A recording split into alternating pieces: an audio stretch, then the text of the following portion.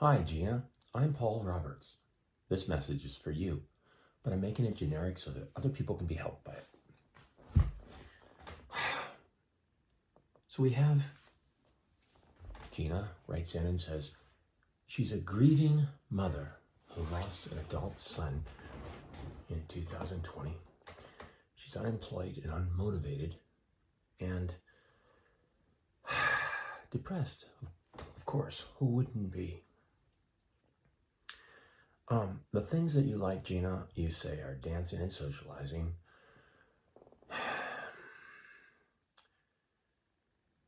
Okay, I don't know about the marital status. I forgot to ask about that. But let's talk about the pluses first. The pluses are that I can socialize with you. You have someone to talk to. You have someone that can understand and empathize, because I personally believe that most people get depressed. In fact, one of my sayings is, if everybody doesn't let you down a little bit, you're not high enough. This is a difficult time we're living in, the difficult world we're living in. Regardless of your beliefs, whether they're religious or not, it's difficult. And we need people in our lives that we can talk to make sure that we're not just thinking the things we're thinking and nobody else can understand, and we're wondering whether or not the things we're thinking are legitimate or not. All you need is another person to tell you they are legitimate and to help you maybe feel a little bit better about what you can do to feel better. First off, you should be feeling this way, okay? Everything that you're feeling is something you should be feeling. Why on earth would you not be devastated by losing your child? I know when I had children, and one of my children is studying abroad right now, the only way I could even bring them into this world was to say, this isn't my child. I'm dedicating this child to a higher purpose, a God, okay? God, a God, whatever. It's just a belief. Don't be bothered by that. We can talk secularly. What it means is I'm giving it something larger than myself, and I know it can be taken away. I know it's not mine. Now, of course, if he died now, abroad, didn't come back home, it's like, well, you said, oh, don't worry about that. You know, I'm giving that to the world. And of course I'd be devastated, okay? Sure, because we put so much into things. And I'd probably be disappointed and incredibly depressed and lose my motivation and go through all the same things that you're going through. I realize this. So don't feel badly about what you're going through. Feel right and justified. You deserve to feel poorly. You deserve, because you're a decent human being, most likely, that you care. That says a lot.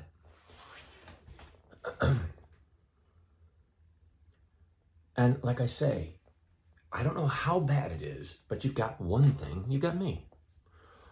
I am a person that realizes how you can feel the way you feel and want to reach out to others to help, just for the sake of helping, not for a cost.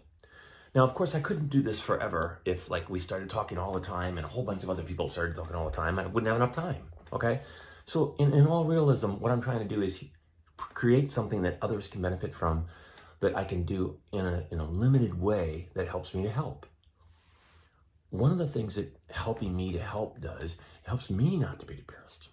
It helps me to feel like I'm doing something.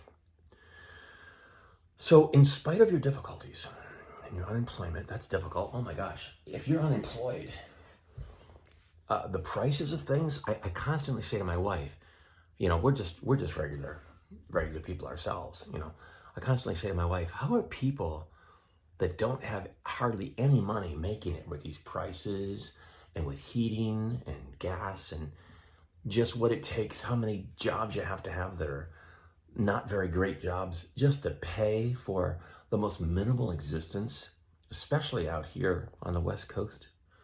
I always say, wow, it's gotta be so hard. And of course you're depressed. You're unemployed. You don't have what you need, most likely, enough. It's very hard to get even the basics. You've had this difficult tragedy happen to you. And you liked socializing and dancing. That's all I've got out of you for this video. Well, you loved being alive, relating to people, moving, dancing, connecting. But, those things can also bring us depression. If our circle of people aren't uplifting, or they have problems of their own, we can tend to carry their problems on our shoulders. And that can be hard for us too. I don't know much about you in this first video, so you'll have to understand this is generic because I'm just kind of guessing how it might be for you. If we talk more, I may be able to offer actual advice more than just my friendship and empathy and concern and care and love. But for right now, I just want to say, if I just say, go out and reach out and do better and find people, bring them into your circles, that's not going to necessarily work, because I'm telling you, this is one of the things you can take comfort in. Many people, in fact, probably almost all people that you see, even if they look like they're successful and happy, are fighting difficult battles, just like you are.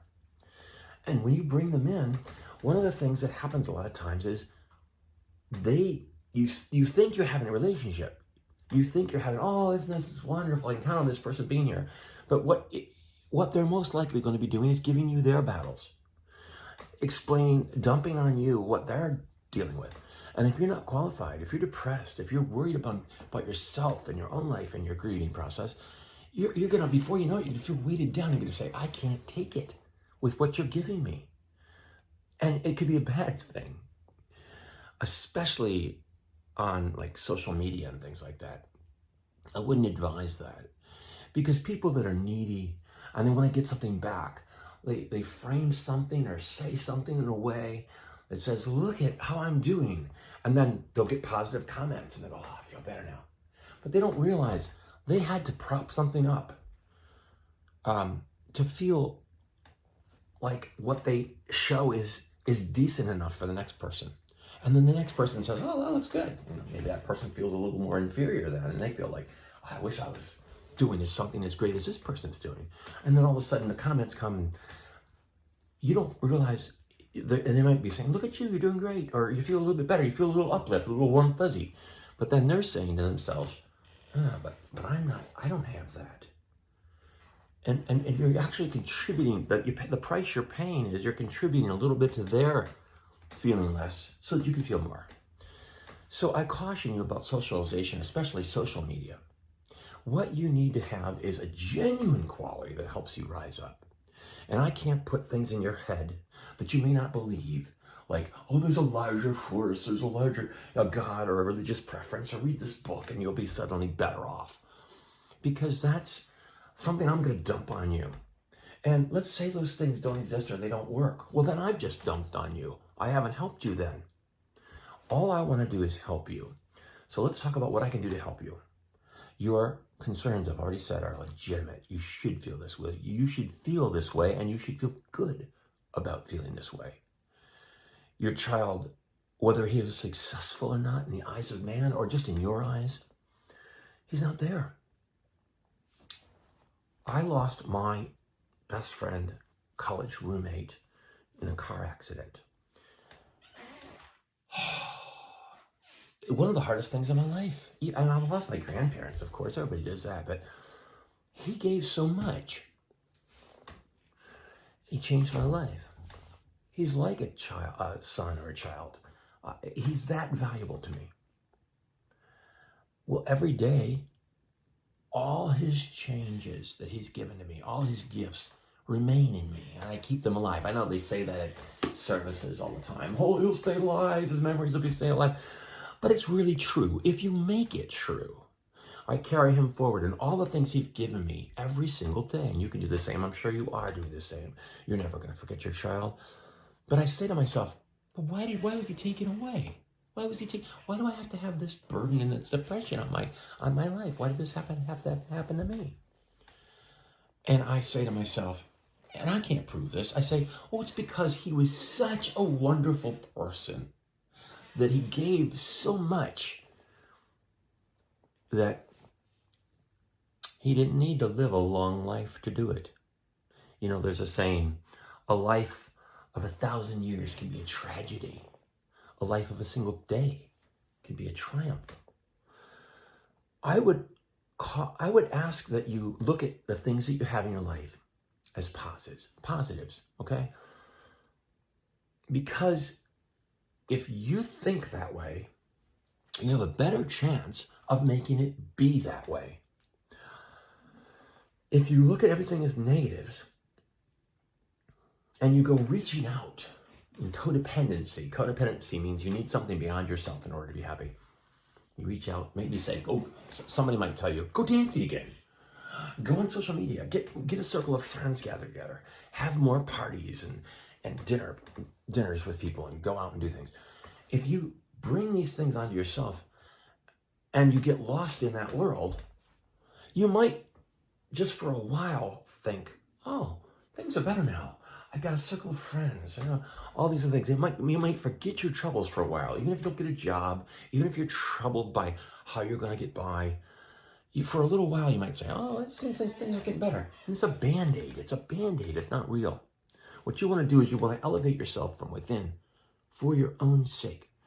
And the way that you do this is you realize that if you bring yourself up, if you spend your days and your times bringing yourself up, you have a better chance that good things will come from it than if you just let them weigh you down.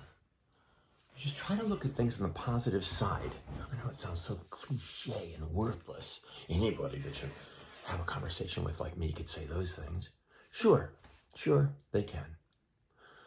But let's, again, go back to the positive. You have someone to talk to that cares, that isn't going to lead you astray or dump on you, okay? Let's start there. I'm going to make this video short today because I don't know enough about you. So this is my way of putting this forth to show you this is real. This is legitimate. That hopefully you'll say, oh, there's somebody that cares. There's somebody that'll say something to me and I can reflect off of that's genuine. Let's start there. Think of it in a positive way. This person is there for me. Everything's not a total loss. There's hope. I'm going to help myself look at things positively. And my vision will start to change a little bit when I do that.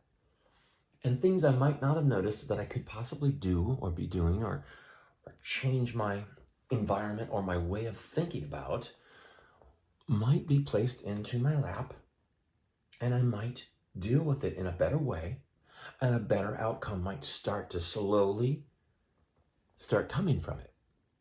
Not necessarily. There's no guarantees here. There's no guarantees. But the process of doing that is better than the process of just feeling deflated and depressed and like everything's a negative. As I was saying about my friend, his positivity, I can reach in and get it any time. He's been gone now from this world for 35 years, but he's right here now. His positivity that he lived for, he only lived to, I wouldn't even say he was an adult really. Probably he lived less than your child. But his positivity is right here. My concern for him and his positivity is right here. That's alive. It'll always be alive because I allow it to be alive. I make it alive. You can do the same thing. So instead of feeling badly, your child, I guarantee you, if he could speak to you right now, he would say, take everything I've offered and given and was in my life and build upon that. Bring it to your goodness. Use it. Help it to bolster yourself.